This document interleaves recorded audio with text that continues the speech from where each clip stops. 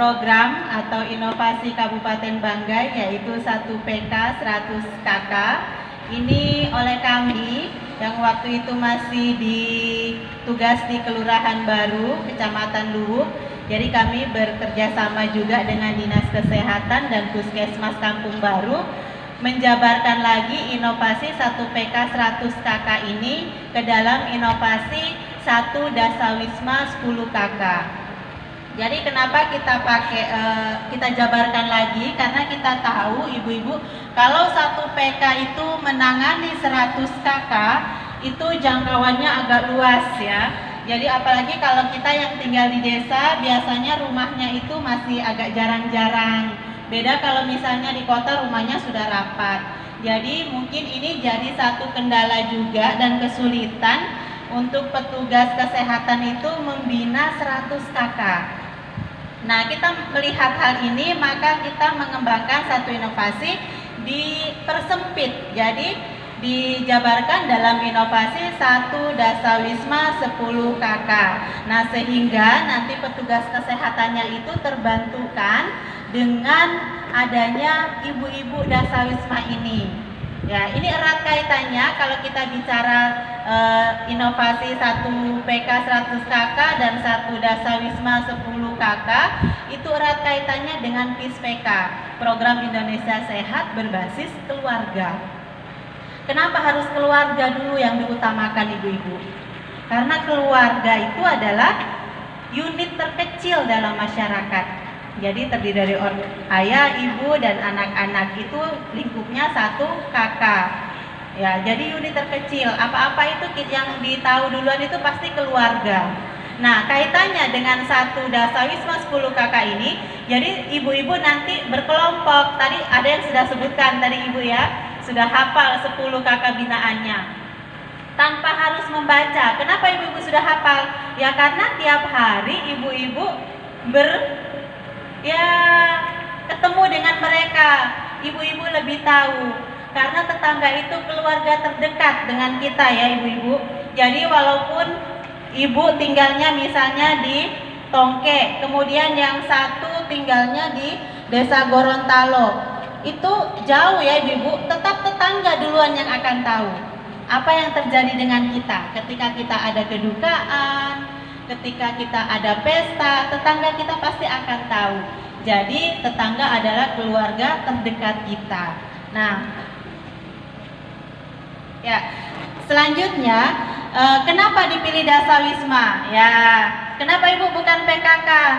Sebenarnya kalau kita perhatikan secara runtut ke garis koordinasinya, Dasawisma itu yang paling berperan aktif.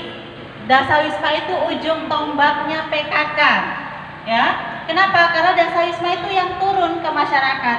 Kalau misalnya PKK 1 desa, PKK-nya itu paling cuman pokjanya kan ada 4, 1 pokja paling banyak 5. Tapi kalau Dasawisma mencakup secara keseluruhan, maka dikatakan bahwa Dasawisma adalah ujung tombak daripada seluruh kelancaran tugas-tugas pokok PKK. Anggota Dasawisma bisa menjadi anggota PKK juga, tapi tidak semua. Tetapi anggota PKK sudah pasti dia masuk ke dalam kategori Dasawisma. Nah, sekarang kalau kita kembali lagi ke tugas utamanya ibu-ibu berkaitan dengan program yang kesehatan ini, PISPK. Sebenarnya kalau kita perhatikan tugas Dasawisma ini bukan cuma di kesehatan ibu-ibu, banyak sekali. Tetapi kita fokusnya ke kesehatan dulu, ya. Jadi kalau kita fokus ke kesehatan berarti ada 12 indikator keluarga sehat yang ibu-ibu harus pantau dari 10 KK binaannya ibu-ibu. Sudah ditahu ibu-ibu 12 indikatornya? Sudah ya? Ya itu tadi sempat disinggung Dokter Anang. Ada penyakit hipertensi, kemudian ada apa lagi? Yang punya jamban atau tidak, ya. Jadi ibaratnya kita itu, kalau saya mengibaratkan tugasnya ibu-ibu Dasawisma ini adalah susupo, ya. Tapi susuponya di bidang yang positif. Jangan tetangga beli kulkas, ibu-ibu basuh supo kan, ibu-ibu yang kepanasan. Ya, tetangganya kedinginan, ibu-ibu kepanasan. Bukan yang seperti itu. Jadi susuponya di bidang yang positif. Nah, saya cerita sedikit ibu-ibu tentang masalah susupo ini ya. Saya pernah presentasikan materi ini di Desa Talimaa. Itu saya kasih tahu ibu-ibu harus susupo. Susupo itu laju, lebih laju daripada Suzuki, ya. Ya, jadi susuponya bagaimana? Misalnya ada tetangganya ibu-ibu yang baru menikah. Kalau baru menikah, selang 1-2 bulan, tiba-tiba ibu lihat so muntah-muntah, so pucat, so tidak mau makan yang lain-lain, mintanya yang asam-asam. Ini yang ibu harus susupo akan. Tentunya susuponya juga jangan yang macam yang di sinetron-sinetron ya. Ya, susuponya bagaimana? Ayo periksa supaya langsung diketahui kehamilannya di trimester pertama. Waktu itu saya presentasi seperti itu, saya tidak pernah tahu kalau di Desa Talimaa itu ternyata punya budaya. Budayanya apa ibu-ibu? Budayanya itu menyembunyikan kehamilan. Dan itu sangat menyulitkan petugas kesehatan. Ya, saya tidak pernah tahu, tapi saya waktu saya presentasi seperti itu, ternyata saya bilang susupo ibu. Ketika dia sudah muntah-muntah, sudah tidak mau keluar rumah, susupo akan. Kalau dia hamil, ajak dia periksa ke bidan desanya. Kalau tidak mau, ibu-ibu so bujuk, so berusaha tidak mau, ibu-ibu yang hubungi bidan desanya. Jadi memang tugasnya Dasawisma ini hanya kepedulian kita, ya, murni karena kita mau membantu berbagi dengan orang lain. Biarlah kebaikan kita jadi amal buat kita. Insya Allah orang akan balas kebaikan pada kita dalam bentuk yang lainnya. Saya selalu menyarankan seperti itu ke ibu-ibu Dasawisma, karena memang tidak ada gajinya ibu-ibu ya. Ya, biasa malah ada yang bilang begini, kenapa ini petugas kesehatan so digaji, mau suruh-suruh kita yang kerja. Jangan ibu-ibu ya, ini adalah bentuk kepedulian kita.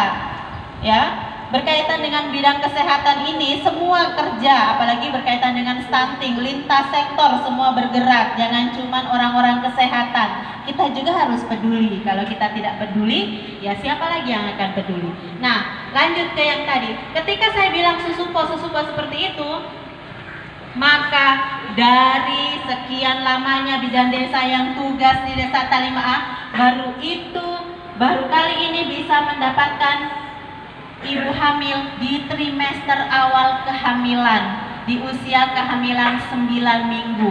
Bayangkan. Biasanya nanti so bangkak kaki, so mau melahirkan baru periksa ke bidan. Bahkan biasa itu bayi so di luar, karena memang ada budayanya. Tapi dengan adanya kegiatan Dasawisma ini, perlahan-lahan pola pikir masyarakatnya kita akan rubah. Siapa yang akan rubah? Ya bantuannya ibu-ibu Dasawisma. Tapi kalau di sini tidak ada ibu-ibu ya yang menyembunyikan kehamilan. Tidak ada ya? Iya, jangan disembunyikan kehamilan. Kasihan nanti bayinya bisa kekurangan energi kronis, kekurangan vitamin, sehingga resikonya bayinya akan lahir stunting. Ya, kekurangan gizi karena vitamin-vitaminnya tidak tercukupi pada saat kehamilan. Nah, itu kaitannya dengan 12 indikator keluarga sehat. Jadi ibu hamil. Kemudian KB. Ibu-ibu juga mesti basuh supo. Kalau itu bayi sudah lahir, masih mau tambah anak ini atau bagaimana? So tidak. Kalau dia bilang so tidak, bilang cepat pergi sama ses supaya mau disuntik atau mau minum pil atau mau pasang IUD atau mau pasang implan, ya.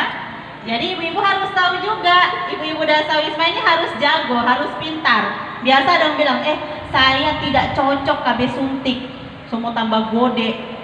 Ibu-ibu bisa kasih saran yang lain, coba implan yang supaya tidak bikin gode, tidak ada hormon, pakai IUD. Jadi ibu-ibu harus tahu juga bagaimana cara menangkis kalau misalnya 10 kakak binaannya ibu itu yang bawel seperti itu ya. ibaratnya bukan bawel apa, maksudnya dia juga bisa mengelak juga kalau kita kasih masukan. Kemudian ketika sudah lahir bayinya, ibu-ibu juga susupok terus, kasih ASI eksklusif. Ini biasanya orang-orang ikut-ikutan tren, tidak gaya kalau anaknya tidak minum susu formula, tidak keren, ya. Padahal ASI itu sangat penting sekali, vitaminnya sangat banyak. Baru juga ibu praktis. Kalau ibu-ibu, misalnya yang di desa Gorontalo, mau pergi ke Gorontalo, ada anaknya yang masih usia menyusui, kalau tidak minum susu formula, tidak bawa-bawa termos.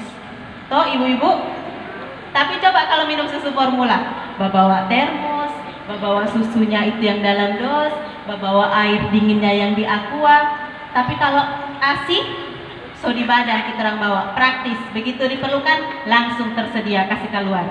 Ya, jadi tidak perlu repot lagi, masih mau batero air panas dulu, mau bikin susu. Ya, itu namanya mempersulit diri. Ya, selanjutnya kalau sudah ASI eksklusif, dipantau pertumbuhan dan perkembangannya. Pokoknya ibu-ibu ini harus rajin susu po. Ya, kalau ada anak-anak balita sudah jadwalnya posyandu, diingatkan, ayo datang ke posyandu. Ini semua membantu kadar posyandu, ya, membantu kadar kesehatan, semuanya terbantukan. Dan kita juga mungkin yang punya balita terus lupa, terbantu juga karena diingatkan. Ya, itu kaitannya dengan balita dan ibu-ibu menyusui, kemudian ibu hamil. Selanjutnya apalagi? Tadi ada jamban, ya. Jambannya diperhatikan, kemudian air bersih, penggunaan air bersihnya seperti apa. Kemudian ODGJ, orang dengan gangguan jiwa. Ada yang ditelantarkan di sini, Ibu? Tidak ada ya? Tidak ada yang gila juga? Gangguan jiwa ya, Ibu jangan bilang gila. Kalau gila itu kesannya kasar ya. Jadi orang dengan gangguan jiwa. Ya, jadi itu juga jangan ditelantarkan, tapi diobati.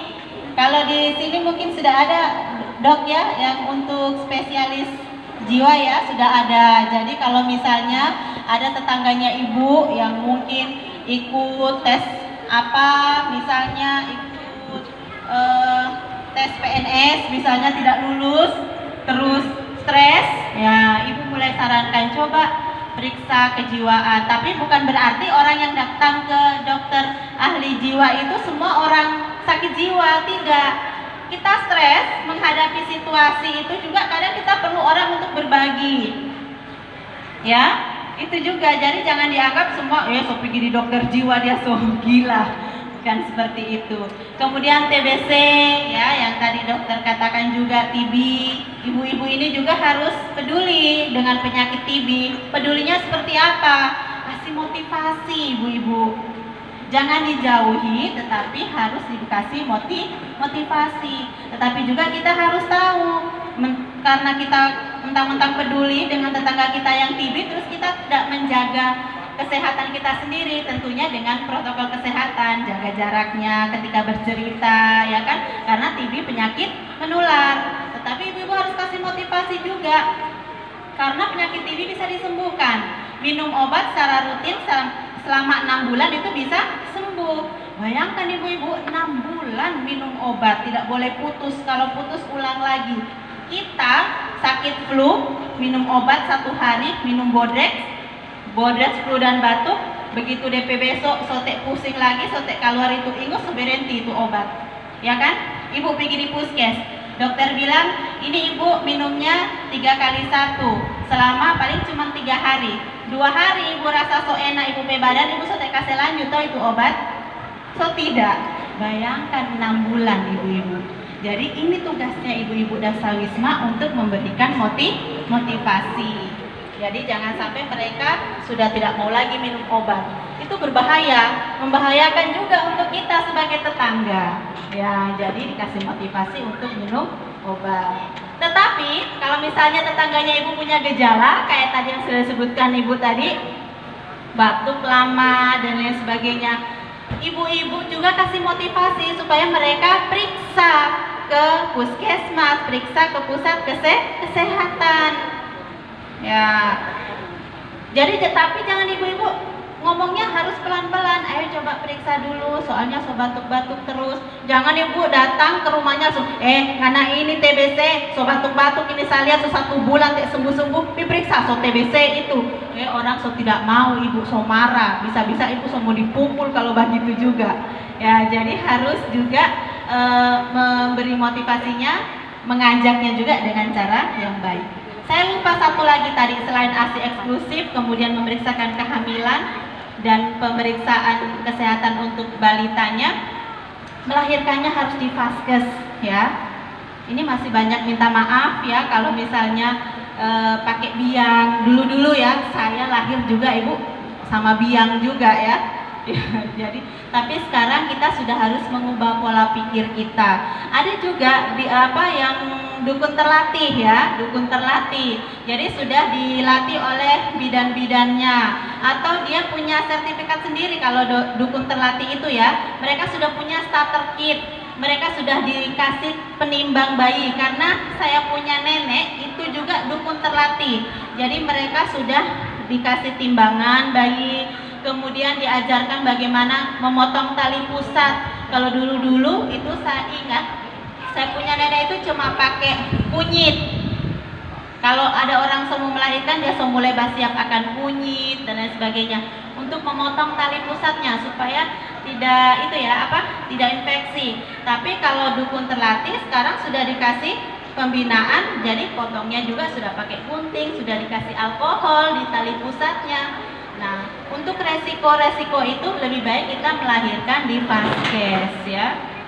Nanti setelah melahirkan baru pergi di bidan. Baru pergi di dukun supaya barangkali diurut kah atau diuap ya. Biasa kan dikasih mandi, biasa kan begitu ya. Kalau biang-biang itu pagi-pagi mau dikasih mandi, dicohok kepala dan sebagainya.